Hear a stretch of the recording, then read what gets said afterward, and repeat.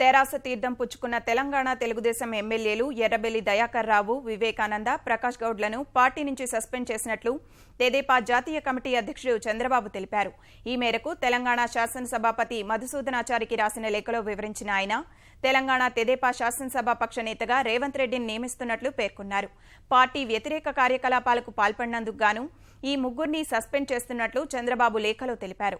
ఇవాళ హైదరాబాద్ రానున్న బాబు తెలంగాణలో కొత్త నాయకత్వం బలోపేతానికి తీసుకోవాల్సిన చర్యలపై పార్టీ ముఖ్య నేతలతో సమీక్షించనున్నారు. అటు ఎర్రబెల్లి చేరికపై ఆ పార్టీ తెలంగాణ అధ్యక్షుడు ఎల్ రమణ సహా రేవంత్ రెడ్డి ఘాటుగా స్పందించారు. కొందరు అవకాశవాదులు, ప్యాకేజీలు, పదవులకు ఆశపడి తెలుగుదేశం పార్టీని వీడారని ఆరోపించారు.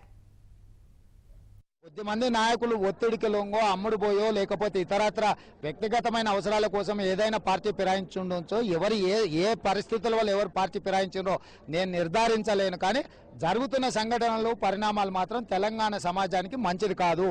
చంద్రశేఖరరావు గారికి స్పష్టంగా మెజారిటీ ఇచ్చిండ్రు, మంచి పాలన అందించమని ప్రజలు ఆశిస్తున్నారు. కానీ కేవలం పార్టీ ఫిరాయింపుల ద్వారానే 20 నెలలుగా కాలం గడిపిండు.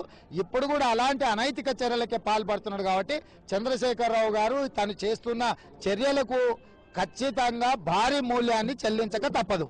ఏమిస్తే పార్టీ మారిండో దయాకర్ రావు గారు చెప్పాలి. దాని మీద నేను చెప్పలేను కదా.